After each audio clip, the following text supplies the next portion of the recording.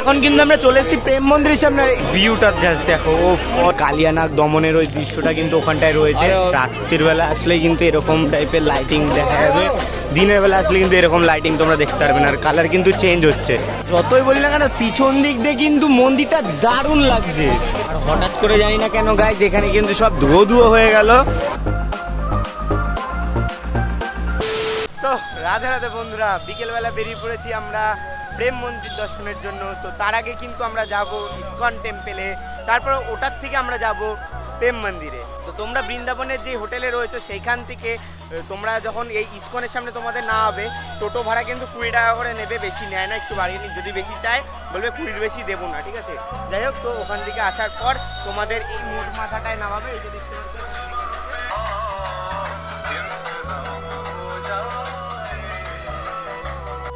তো আমরা কিন্তু ঢুকে গেছি টেম্পেলের ভিতরে। আর কলাকৃতি দেখো, জাস্ট অসাম লাগছে গাইস, অসাম লাগছে।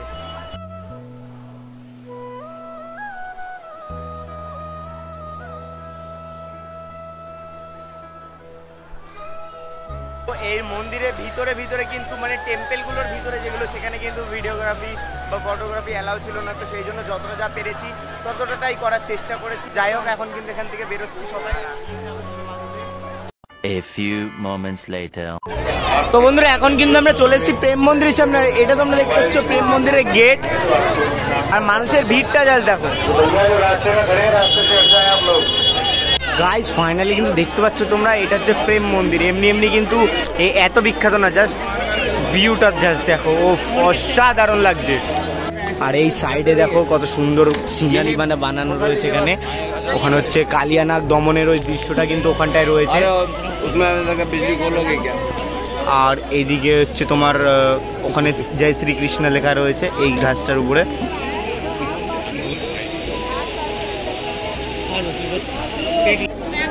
মানে যত সামনে যাচ্ছি মানে আরো বড় বড় লাগছে।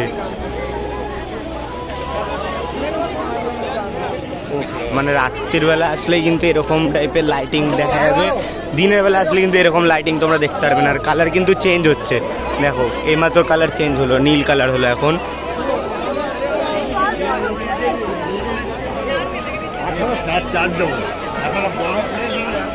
আর এইটা কিন্তু এখন চলেছি মন্দিরের ঠিক পিছন দিকটায়। তো এখানটা কিন্তু তোমরা দেখতে পাচ্ছ যে কৃষ্ণ যে গরু চড়াতে সেই জায়গাটা এখানে তুলে ধরা হয়েছে।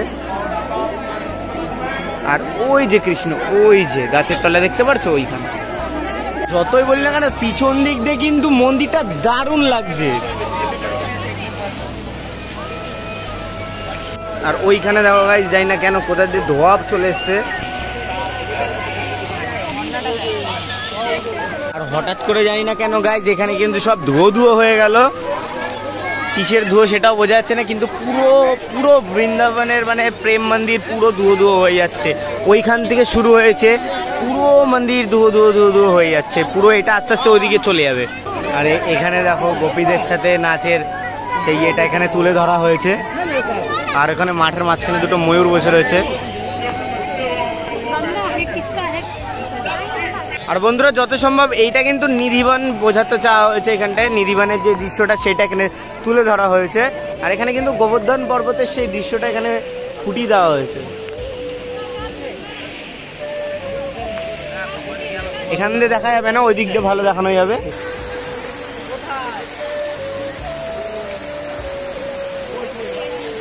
মানে এটা কিন্তু তৈরিও করা হয়েছে সেরকম ভাবে, মানে দারুণ লাগছে।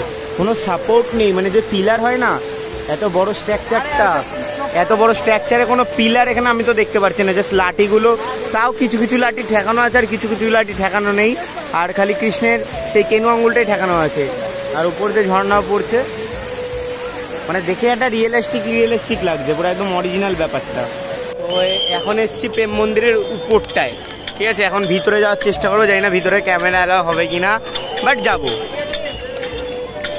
মানে যত সামনে দিয়ে দেখবো ততই কিন্তু একদম মুগ্ধ হয়ে যাচ্ছি।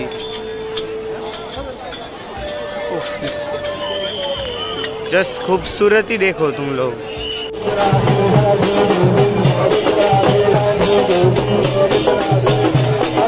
তো এখন মন্দিরের ভিতরে ঢুকছি আমরা।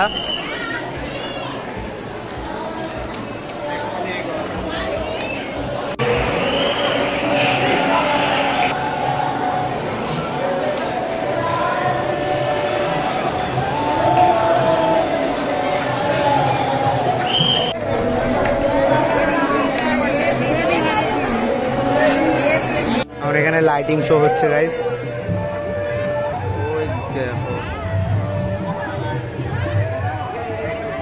এটা পুরোটা জলের যে ফোয়ারাটা আছে, পুরো জলের ঝর্ণার উপর এখানে লাইটিং শো হচ্ছে।